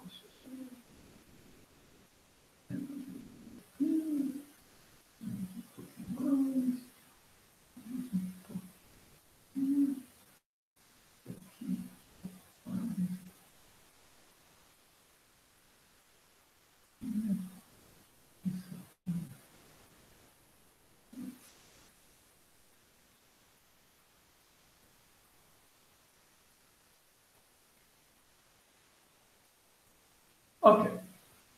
Muito bem. Então, agora eu tenho uma hélice 3,10. Eu acabei com a minha hélice alfa. Você viu o pouquinho que eu estava mexendo com os ângulos φ e psi? E você observa que ainda tem uma hélice. Você percebe que o raio dessa hélice é bem menor do que a alfa-hélice. E não sei se está dando para ver, mas... vou pular um pouquinho aqui. A seção transversal dessa hélice parece um triângulo equilátero. Não sei se está muito fácil para vocês verem isso sem segurar o modelo na mão. Tá dando para perceber, professor. Tá dando. Então tá bom. Então você percebe que agora nós temos uma seção transversal que é triangular. Esse triângulo surge do fato de que, para uma hélice 3,10, o parâmetro n é exatamente igual a 3. Nós temos exatamente 3 resíduos por volta, e por isso a cadeia principal descreve o percurso de um triângulo equilátero, quando projetado no plano, né? E claro que é uma hélice. Continua sendo uma hélice de mão direita, certo? Continua tendo ligações de hidrogênio. Por exemplo, aqui tem uma ligação de hidrogênio, esse NH e esse carbonilo aqui. Mas você percebe várias coisas. Primeiro, essa ligação é mais comprida do que a ligação, no caso da hélice alfa, por isso é mais fraca. E você percebe que não é mais uma ligação de hidrogênio linear, ou seja, o nitrogênio, o hidrogênio e esse oxigênio não são colineares. Se eu andar nessa direção aqui, eu não vou bater nesse oxigênio aqui. É suficiente ainda para contribuir para a estabilidade da hélice. A hélice 3D existem na estrutura proteica, mas com muito menos frequência do que hélices alfa. Nós vamos ver mais adiante que hélices 3,10 frequentemente aparecem não como uma hélice inteira, mas como uma volta na ponta de uma hélice alfa. Para fechar a hélice alfa, para terminar a hélice alfa, é comum você ter uma volta de hélice 3,10. E vamos explicar o porquê disso mais adiante. Por enquanto, é interessante a gente simplesmente perceber que, nesse caso, os átomos da cadeia principal estão em contato através do eixo da hélice, mas estão apertados demais, estão meio que se chocando já. Isso desfavorece a hélice. As ligações de hidrogênio são compridas demais e não são lineares, e tudo isso desfavorece a hélice 3,10 comparado com a hélice alfa, além do fato de que não está, assim, ocupando uma posição tão privilegiada no diagrama de Ramachandra.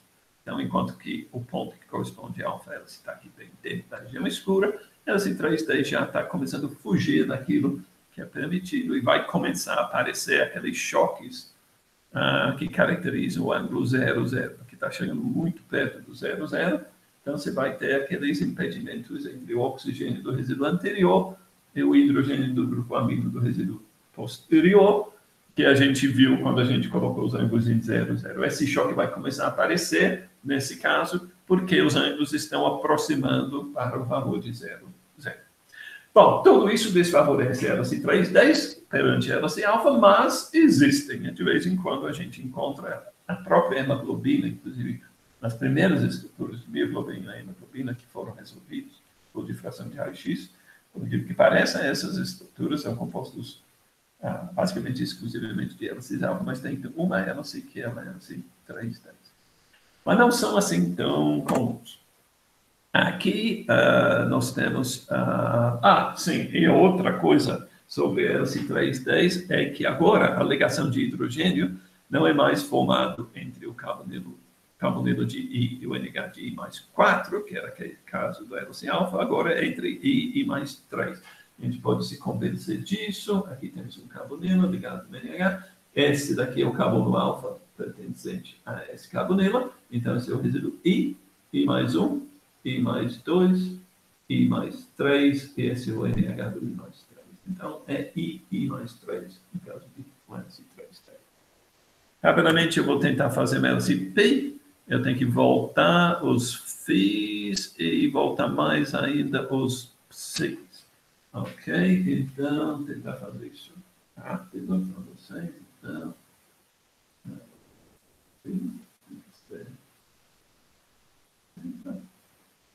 então tem que ser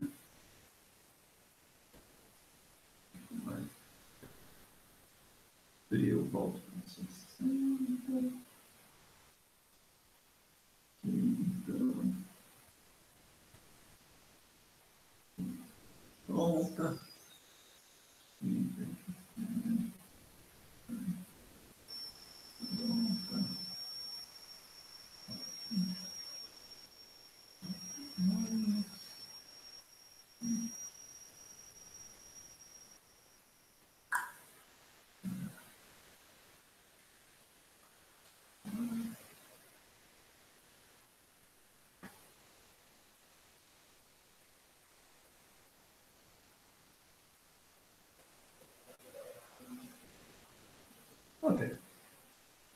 Então, aqui temos uma hélice P. Novamente, eu acho que dá para vocês se convencer. Continua sendo de mão direita, mas o raio é bem maior, nesse caso. Continua tendo ligações de hidrogênio, só que aqui, por exemplo, temos uma ligação de hidrogênio, mas agora a distância é muito curta. É bem menor do que você normalmente encontra na ligação de hidrogênio. Essas ligações envolvem átomos que já estão se aproximando demais. Não tem nenhum efeito de estabilização pelos contatos van der Waals, pelos átomos através do eixo da hélice, porque estão afastados mais, não estão em mais contato van der Waals e, portanto, não contribuem para a estabilidade. Então, novamente, a gente observa um caso que é menos estável que a hélice alfa, nesse caso, de ligações de hidrogênio curtos demais, não tem estabilidade devido aos contatos van der Waals dos átomos da cadeia principal e assim sucessivamente. Nesse caso, as ligações de hidrogênio são formadas entre I e I mais 5. Então, se a gente pegar esse carbonilo aqui, esse NH aqui, desculpa, esse nitrogênio deveria estar pintado azul, peço desculpa. Mas é um NH aqui, então se a gente começa a contar a partir desse carbonilo aqui, cujo carbono alfa aqui, então isso vai ser I mais 1, I mais 2, I mais 3, I mais 4, I mais 5, esse NH, qual é o parceiro, forma, então, a ligação de hidrogênio, ele pertence, então, a resíduo I mais 5. Tá bom? Então, há uma nomenclatura alternativa para esses nomes alfa e P, que segue a mesma lógica da hélice 3,10. A hélice 3,10 se chama 3,10 porque 3 é o parâmetro N, número de resíduos por volta, e o 10 é o número de átomos num anel formado que é fechado pela ligação de hidrogênio. Então, se você imagina que você começa a contar átomos a partir do oxigênio e do carbonilo, que faz parte de uma ligação de hidrogênio, você vai contando átomos ao longo da cadeia principal até chegar no hidrogênio, que participa da mesma ligação de hidrogênio. Esse anel fechado pela ligação de hidrogênio é um anel que contém 10 átomos. Certo? Eu devia ter contado isso para mostrar antes de destruir a minha hélice 3D e produzir uma hélice P. Mas a mesma lógica segue para a hélice alfa e a hélice P. Só que esses nomes não são muito convenientes, porque a hélice alfa teria que ser chamada de hélice 3.613, porque são 3.6 resíduos por volta e 13 átomos no anel fechado pela ligação de hidrogênio. E uma hélice P seria uma hélice 4.316. Esses nomes não são muito convenientes, e por isso a gente usa os nomes triviais alfa e P. Só para mostrar o que significa essa história do número de átomos, eu vou fazer, já que eu esqueci de fazer no caso da hélice 3,10, eu vou fazer para a hélice P. Então, presta atenção nessa ligação de hidrogênio. Eu começo a contar o número de átomos a partir desse oxigênio aqui. Eu vou dar uma volta até chegar nesse hidrogênio aqui. E se der tudo certo, tem que dar 16. Ok? Então, vamos contar.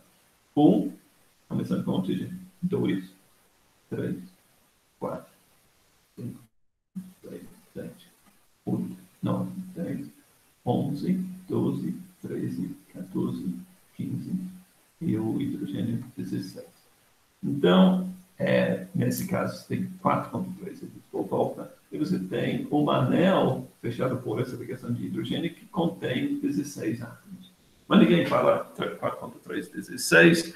Está escrito aqui na caixa azul no slide o que eu estou falando. Uma alfa-hélice teria que ser chamado 3.613, é um P 4.316, mas ninguém usa essa terminologia.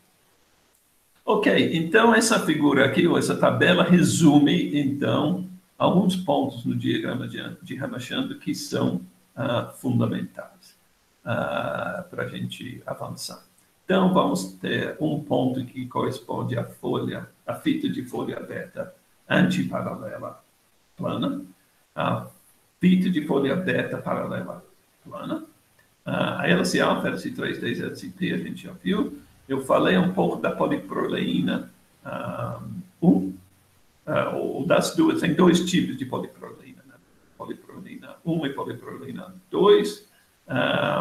Tem a poliglicina 2, que é mais ou menos a mesma coisa, e a alfa-hélice de mão esquerda, onde você vê que nessa tabela, que está um pouco antigo, os valores usados para a alfa-hélice não são os valores que eu venho falando para vocês, menos 63, menos 42, esses são valores tirados do PDB, mas essa tabela está um pouco antiga, e os valores citados para a alfa-hélice alfa é menos 57, menos 47, é muito parecido. E você vê que a hélice alfa de mão esquerda, a única coisa que muda é troca o sinal dos ângulos, que é aquela história de inverter o ponto pelo centro da figura, sai do outro lado, você vai ter um ponto que corresponde a uma estrutura que tem a sua quiralidade trocada.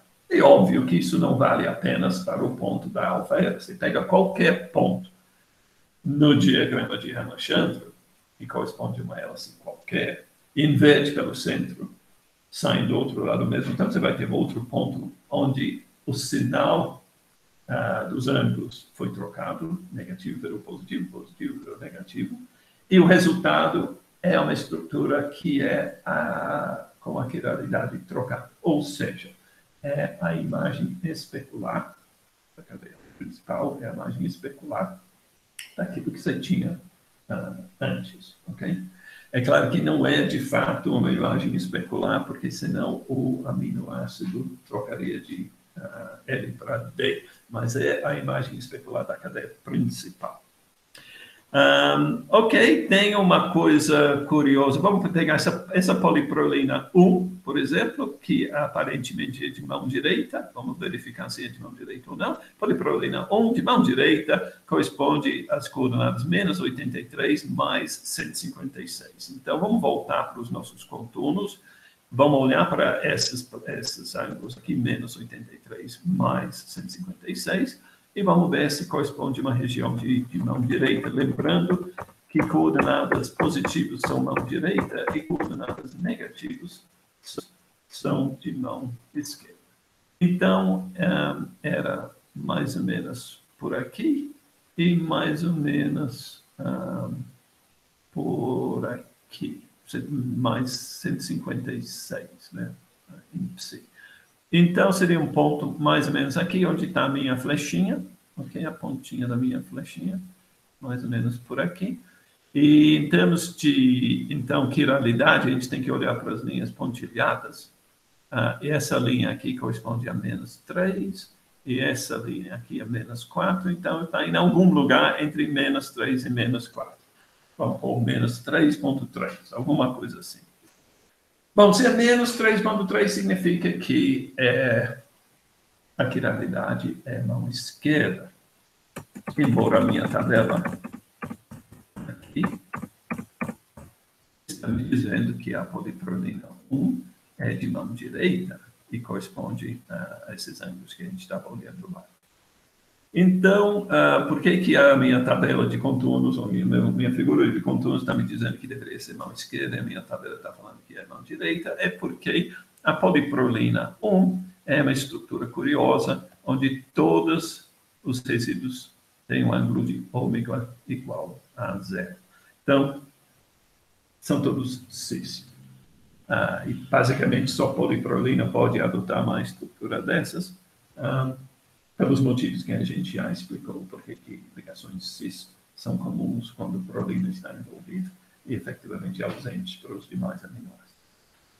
Então, o que isso faz? Esse giro de 180 graus, devido ao fato de que o ômega é igual a 0, ou se você preferia, essa falta de giro de 180 graus, mas é um giro em relação à conformação trans, faz com que os contornos na figura de Ramachandra trocam tudo de sinal. Os positivos viram negativos, os negativos viram positivos. Em outras palavras, aquela figura que eu venho mostrando para vocês com os contornos vale apenas para os casos onde ômega é igual a 180 graus, como eu já falei. Na verdade, são 3 ângulos, φ, ψ e ômega, que estão repetindo ao longo da cadeia para formar uma hélice. A gente costuma ignorar ômega, porque é uma constante, e falar que só depende dos valores de φ e ψ. Mas, na verdade, formalmente, depende dos 3 ângulos, e os 3 têm que se repetirem para você ter uma hélice. Φ, ψ e ômega. Bom, então, quando a gente troca ômega de 180 para 0, os contornos trocam de sinal dentro da figura. Então, por essa razão, a poliprolina 1 é, de fato, de mão direita, embora tenha coordenadas que parece que devem ser de mão esquerda, e a razão é que esse deslocamento de mais 180 graus no ângulo ômega troca tudo aqui da unidade. Então, você vê que a poliprolina 2, por exemplo, que é escrito aqui como sendo de mão esquerda, é, de fato, basicamente as mesmas coordenadas, ou coordenadas muito parecidas com a poliprolina 1, quase a mesma coisa para φ, quase a mesma coisa para ψ, só que é 180 para ômega, e isso faz com que a figura vale, pode ser lido normalmente, e é, de fato, uma hélice de mão esquerda. Muito bem, essa outra tabela aqui apresenta quase que os mesmos dados, mas ao invés de colocar os ângulos φ e ψ e ômega, coloca os parâmetros n, t e também nós temos o raio. Então, o que nós observamos aqui é que a hélice alfa, que é de mão direita, é abundante, e tem aqueles parâmetros que a gente tinha falado, 3,6 para n, 1,5 para t, dando um passo de 5,4, e o raio, esse raio 2,3 se refere ao raio da cadeia principal.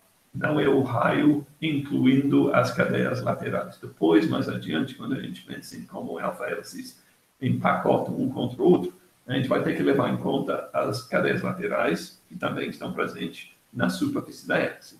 Mas esse raio aqui se refere apenas ao raio da cadeia principal. Muito bem, então,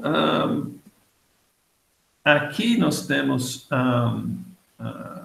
uma coisa curiosa, que é uma estrutura muito parecida com poliprolina 2, encontrado em colágeno.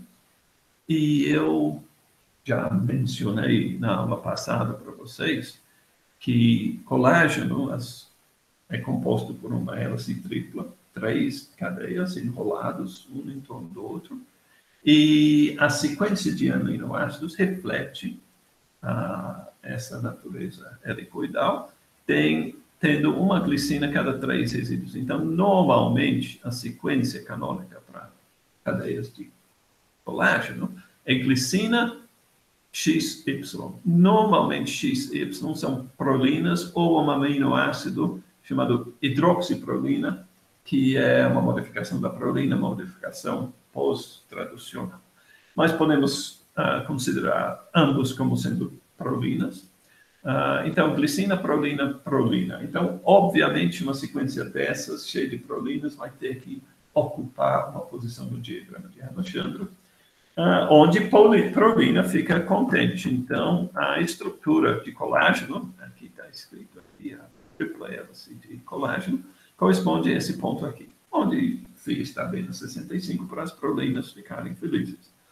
E, ao mesmo tempo, cada 3 resíduos temos que ter uma glicina, porque para essas 3 cadeias se enrolarem um em torno do outro, você precisa de um aminoácido pequeno a cada 3 resíduos, porque cada 3 resíduos, a cadeia lateral desse resíduo aponta para a interface entre as 3 cadeias e só tem espaço ali para um aminoácido pequeno. Então, daí a necessidade de ter uma glicina cada 3 resíduos.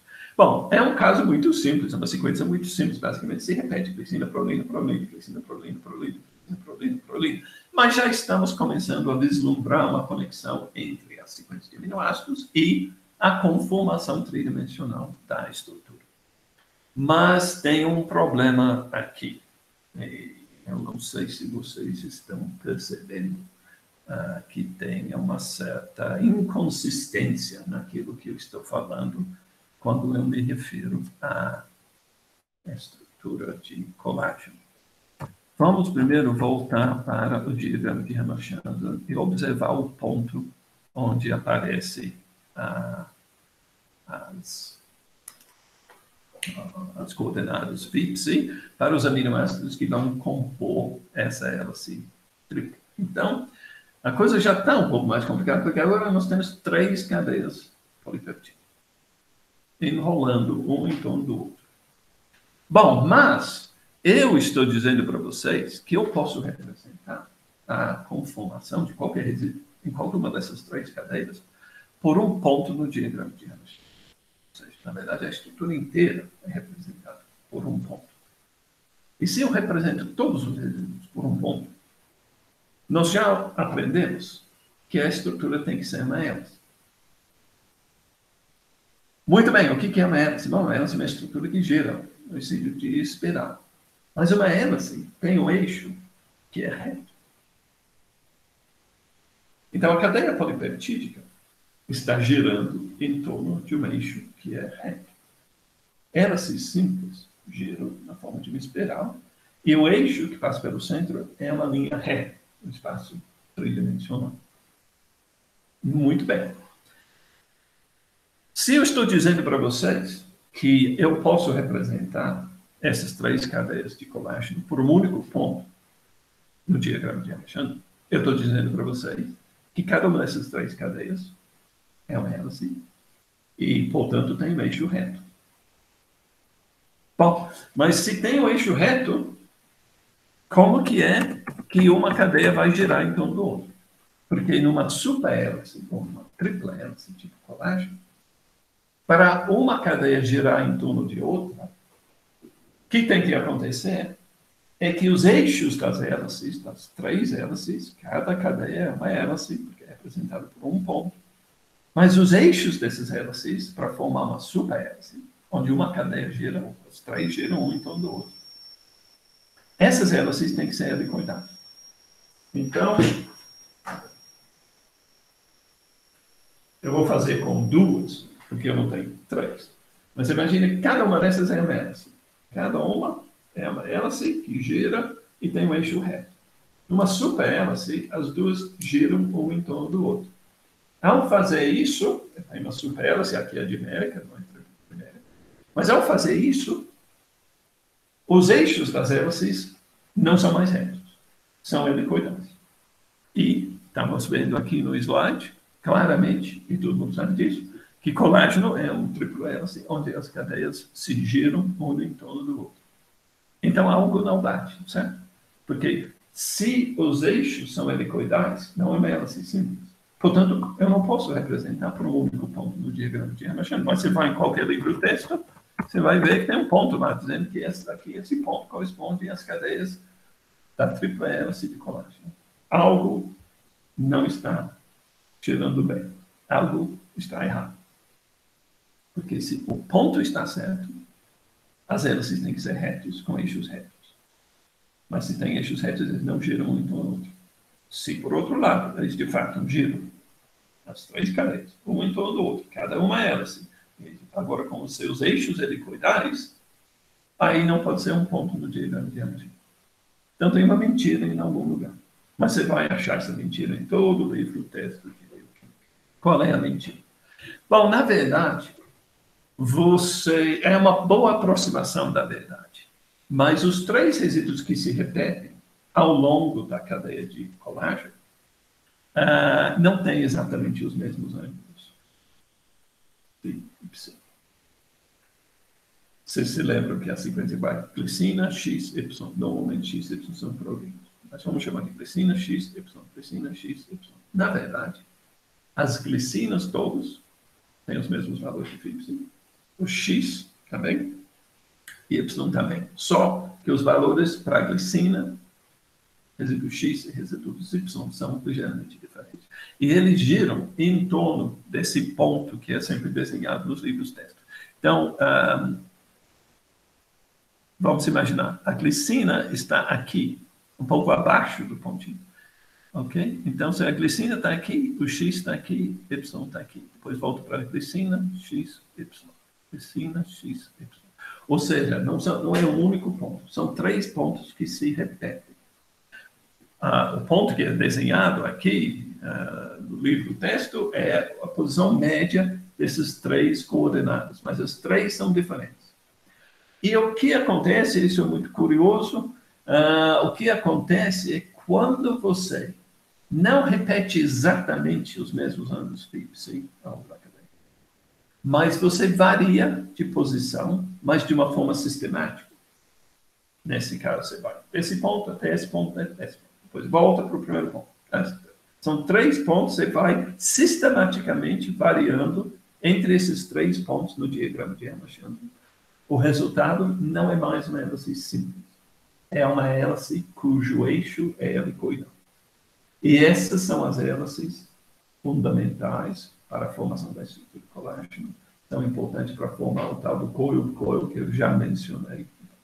E são até importantes para ver para certas estruturas em folhas beta também. Okay? Então, só para resumir tudo isso, o que eu estou dizendo aqui, se você repete exatamente o mesmo valor de φC, sistematicamente, ao longo de um trecho da cadeia polipetídica, o resultado, fatalmente, é uma hélice. Só que hélices são estruturas espirais com eixos retos. Uma hélice simples, eixo reto. Se você tem uma estrutura tipo coil, onde você tem uma superhélice, ou seja, uma hélice composta por mais que uma cadeia, pode ser 2, 3, pode ser mais, onde essas cadeias estão girando em torno de si, essas cadeias têm que ter eixos helicoidais. Não são eixos retos, são eixos helicoidais. E para você gerar uma hélice que tenha um eixo helicoidal e não reto, você não pode repetir os mesmos ângulos fixos. Se você repete o mesmo ângulo fixo, sempre o resultado é uma hélice simples com eixo reto. Então, para você produzir uma hélice com eixo helicoidal, você precisa repetir sistematicamente pelo menos 2 pontos no diagrama de Hermann. Você pode pular aqui para cá, aqui para cá. Se você fizer isso, pode ser 3. No caso, 1, 2, 3, 1, 2, 3, 1. Pode ser mais. Mas você repetindo mais do que um ponto no diagrama de Hermann, sistematicamente, o resultado é uma hélice que tem um eixo helicoidal, e essas são as hélices que a gente vai encontrar em estruturas do tipo coil, onde hélices se enrolam um em torno do outro. Em torno de um eixo central, que a gente vai voltar a ver isso mais adiante. Ok. Então, eu vou parar de falar de colágeno. Aqui só tem um exemplo de uma proteína globular que tem uma hélice do tipo poliprolina 2. Essa região nessa estrutura é poliprolina 2, mas não forma uma estrutura do tipo colágeno. Mas são exemplos extremamente raros de encontrar hélices poliprolina 2 em proteínas globulares. É um exemplo só dessa enzima aqui, benzoilformato de carboxilase. Bom, gente, eu acho que está na hora de terminar. Vocês devem estar cansados de ouvir a minha voz. Deixa eu parar de compartilhar a tela. Já esqueci como fazer isso. Tem um botão em algum lugar que me permite fazer isso para a apresentação. E eu espero que não tenha sido muito chato hoje. Muita coisa de hélices, eu admito, mas são conceitos fundamentais que a gente vai precisar. Muito bem, são quase 10 horas, eu tenho uma outra reunião às 10 horas, então vamos ter que terminar por aqui. Se alguém tiver uma pergunta rápida, por favor, levanta a mãozinha ou liga a câmera ou o microfone e eu tento responder. Bom, eu continuo acreditando que vocês existem e que vocês estão aí me ouvindo. A Bianca, obrigado, Bianca. Então, tem uma pergunta ou você está só me dizendo que você está viva? Não, eu só queria confirmar ali da superhélice que o senhor comentou, que assim, o FIPC para glicina é 1, daí para a prolina o FIPC ia ser outro, para outra prolina é outro, daí volta. A glicina sempre vai ter o FIPC igual? Isso. Muda o FIPC entre os aminoácidos. Isso. Você tem que pular sistematicamente entre os 3 pontos no diagrama de Ramachandran. Se você fizer isso, a consequência é uma superhélice, ou seja, uma hélice com... Não é uma hélice cujo eixo é helicoidal. Sim, exatamente do jeito que você descreveu. Agora, quem já instalou PyMol no seu computador, por exemplo, você pode fazer isso com muita facilidade, fixando os ângulos FIPC. Primeiro, todo mundo igual, para você se convencer de que, independente do valor que você escolher para Φ, o valor que você escolher para Psi, independente dos valores, o resultado vai ser algum tipo de hélice. Primeiro que você pode fazer isso. Depois, você pode sofisticar isso um pouquinho e varia. Por exemplo, vamos supor que você monta uma hélice com todo mundo igual, depois você pegar todos os resíduos impares e muda o FIPC só dos resíduos impares para uma outra coordenada FIPC. Agora, todos os resíduos pares vão ter a mesma coordenada e todos os resíduos impares vão ser iguais entre si, mas vão ser diferentes em termos de ângulo FIPC comparado com os resíduos pares. Okay? Então, impares tem um valor, pares tem outro. Ou seja, você vai estar pulando entre 2 pontos no diagrama de Ramachandran, cada 2 resíduos. Aqui, aqui, aqui, aqui, você vai pulando. E ver o que acontece. Ver se você se convence que a estrutura que surja é, de fato, uma hélice cujo eixo não é mais reto. Quando era todo mundo igual, você tem que se convencer, não, realmente é reto. Faz o espiral, mas o eixo é reto. Quando você altera, fazendo com que pares e impares sejam diferentes, o resultado deve ser uma hélice helicoidal. Isso você pode fazer com o PyMol. Depois, a gente pega um dia para brincar, eu vou parar de falar, apresentar formalmente as aulas, e a gente vai abrir uma sessão PyMol e começar a brincar. E podemos tentar fazer isso, por exemplo. Mas quem já baixou o programa PyMol, tem no seu computador, começa a brincar. Isso é um exercício que você pode fazer, por exemplo. Professor, tem que ser um arquivo PDB ou você consegue construir no PyMol mesmo? Você consegue construir a partir do nada no PyMol. Ah, legal. Inclusive, ele tem a opção de você construir uma hélice, por exemplo, uma alfa-hélice padrão.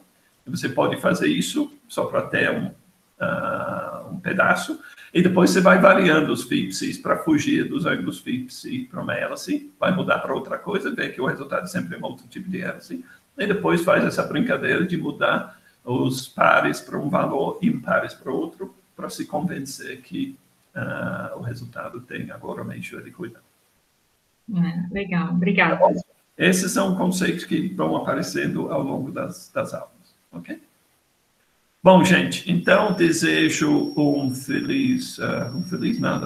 bom fim de semana para todos, e a gente se vê novamente na terça-feira às 8 da manhã, tá bom? Tá bom, professor. Tá bom bom. dia. Boa reunião. Tchau, pessoal. Para a gravação e mando para vocês já.